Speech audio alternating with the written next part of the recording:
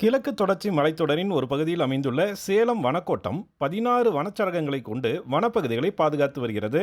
சேர்வராயன் மலை, கல்வராயன் மலை, பாலமலை, சூரியமலை, கஞ்சமலை, நகரமலை மற்றும் ஜருகுமலை என பல்வேறு மலைகளை கொண்ட இயற்கை எழில் கொஞ்சும் சேலம் வனப்பகுதியை பாதுகாக்கும் வகையிலும் வனம் மற்றும் வன உயிரினங்களின் முக்கியத்துவத்தை இளைய தலைமுறையினரிடம் கொண்டு சேர்க்கும் விதமாகவும் சேலம் மாவட்ட வனத்துறை ஒரு முன்னோடி முயற்சியை எடுத்துள்ளது.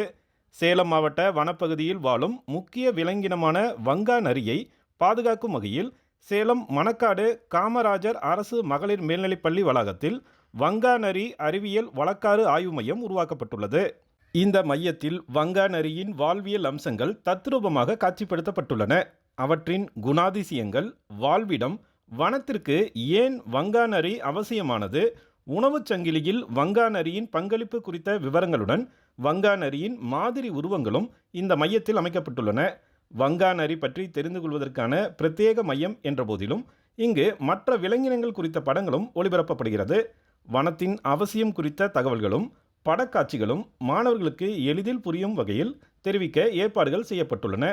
வனப்பகுதியில் எலிகள், கரையான், வெட்டுக்கிளி, எறும்பு, பல்லி, பாம்பு, பறவைகளின் பெருக்கத்தினை வங்கா நரிகள் கட்டுக்குள் வைத்திருப்பதால் அவற்றின் இருப்பு மிகவும் அவசியமானது என்கிறார் ஆய்வு மையத்தின் உயிரியலாளர் பிரவீன். ஸோ நம்ம வங்குன்னு சொல்கிறது இந்த குழி தோண்டி குழிக்குள்ளே இருக்கக்கூடிய விலங்குகளை நம்ம என்ன பண்ணுறோம், இந்த வங்கு நரின்னு சொல்கிறோம். நம்ம சாதாரண நரின்னு சொல்கிற அந்த வகை தான். நம்ம ஆங்கிலத்தில் பெங்கால் ஃபாக்ஸ்ன்னு சொல்லுவோம். அறிவியல் பேர் வந்து பெங்கால் வல்பஸ் பெங்காலன்சிஸ்ன்னு சொல்லுவோம். ஸோ இந்த வங்கு நரிகள் ரொம்பவே முக்கியத்துவம். ஏன்னா இவைகள் அனைத்துணிகள், பறவைகளோட முட்டைகள், தாவரங்கள், பழங்கள், பல்வேறு வகையான விஷயங்களை சாப்பிடும்.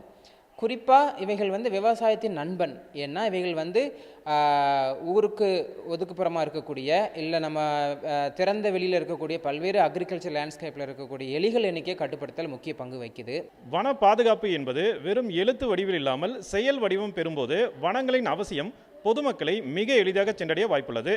டிடி தமிழ் செய்திகளுக்காக சேலத்திலிருந்து ஜி. விஜயகுமார்.